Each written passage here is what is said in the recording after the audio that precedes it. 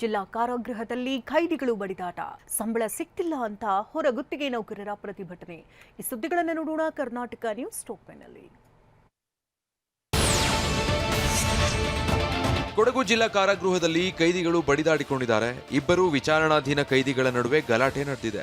ಹೇಮಂತ್ನ ಹೊಟ್ಟೆ, ಎದೆ, ಕುತ್ತಿಗೆ ಸೇರಿ 8 ಕಡೆ ಕೈದಿ ರಮೇಶ್ ಚಾಕುವಿನಿಂದ ಇರಿದಿದ್ದಾನೆ. ಗಾಯಾಳುವಿಗೆ ಜಿಲ್ಲಾಸ್ಪತ್ರೆಯಲ್ಲಿ ಪ್ರಥಮ ಚಿಕಿತ್ಸೆ ನೀಡಲಾಗಿದ್ದು ಹೆಚ್ಚಿನ ಚಿಕಿತ್ಸೆಗಾಗಿ ಮೈಸೂರಿನ ಆಸ್ಪತ್ರೆಗೆ ಶಿಫ್ಟ್ ಮಾಡಲಾಗಿದೆ. ಆಸ್ತಿ ಕಲಹದಲ್ಲಿ ಹೇಮಂತ್ 4 ದಿನದ ಹಿಂದೆ ಜೈಲು ಸೇರಿದ್ದ. ಕೊಲೆ ಕೇಸಲ್ಲಿ ರಮೇಶ್ ಕೂಡ ಕೆಲವು ದಿನಗಳ ಹಿಂದೆ ಜೈಲಿಗೆ ಬಂದಿದ್ದ. Hotel Management with AI. Join IIHM, International Institute of Hotel Management.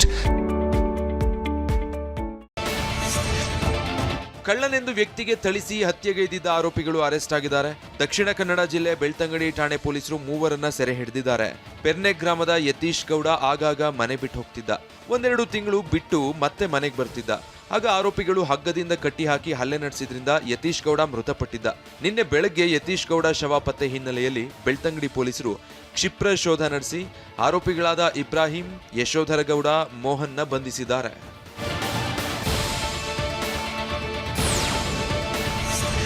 ಸರಿಯಾಗಿ ಸಂಬಳ ಸಿಕ್ತಿಲ್ಲ ಅಂತ ಸಾರಿಗೆ ಇಲಾಖೆ ಹೊರಗುತ್ತಿಗೆ ನೌಕರರು ಸೇವೆಗೆ ಗೈರಾಗಿದ್ರು. 2 ತಿಂಗಳ ವೇತನ ಬಾಕಿ ಇದೆ ಎಂದು ಯಾದಗಿರಿ ಜಿಲ್ಲಾ ಕೇಂದ್ರ ಬಸ್ ನಿಲ್ದಾಣದಲ್ಲಿ ಚಾಲಕರ ಆಕ್ರೋಶ ವ್ಯಕ್ತಪಡಿಸಿದ್ರು.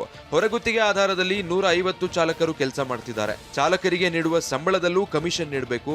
ಸಂಬಳ ಆಗದಿದ್ರಿಂದ ಮನೆ ಬಾಡಿಗೆ, ಕುಟುಂಬ ನಿರ್ವಹಣೆ ಕಷ್ಟ ಆಗಿದೆ ಅಂತ ಕಲ್ಯಾಣ ಕರ್ನಾಟಕ ಸಾರಿಗೆ ನಿಗಮದ ವಿರುದ್ಧ ಚಾಲಕರು ಆಕ್ರೋಶ ವ್ಯಕ್ತಪಡಿಸಿದ್ರು. ಬೆಂಗಳೂರಿನಲ್ಲಿ ಆರ್ಸಿಬಿ ವಿಕ್ಟರಿ ಪರೇಡ್ ಇರಲಾಗಿಂದ ಫ್ರಾಂಚೈಸಿ ಅನನ್ಯ ಬಿರ್ಲಾ ಕಾಲಿಡಿದ ಮಿಸ್ಟರ್ ನಾಗ್ಸ್. ಈ ಸುದ್ದಿಯನ್ನು ನೋಡೋಣ ಎಂಟರ್ಟೈನ್ಮೆಂಟ್ ನ್ಯೂಸ್ ಟಾಪ್ನಲ್ಲಿ. 2ನೇ ಬಾರಿ ಕಪ್ ಗೆದ್ದ ಆರ್ಸಿಬಿ ಈ ಬಾರಿ ಬೆಂಗಳೂರಲ್ಲಿ ವಿಕ್ಟರಿ ಪರೇಡ್ ಇರೋದಿಲ್ಲ ಎಂದು ಹೇಳಿದೆ. ಗುಜರಾತ್ ಟೈಟನ್ಸ್ ವಿರುದ್ಧ ಗೆಲುವು ಸಾಧಿಸಿ ಕಪ್ ಎತ್ತಿ ಹಿಡಿತಾ ಇದ್ದಂತೆ ಈ ಬಗ್ಗೆ ಪೋಸ್ಟ್ ಮಾಡಿರುವ ಫ್ರಾಂಚೈಸಿ ಮನೆಯಲ್ಲೇ ಸುರಕ್ಷಿತವಾಗಿರಿ, ಜವಾಬ್ದಾರಿಯುತವಾಗಿ ಸಂಭ್ರಮಿಸಿ ಎಂದು ಅಭಿಮಾನಿಗಳಲ್ಲಿ ಮನವಿ ಮಾಡಿದೆ.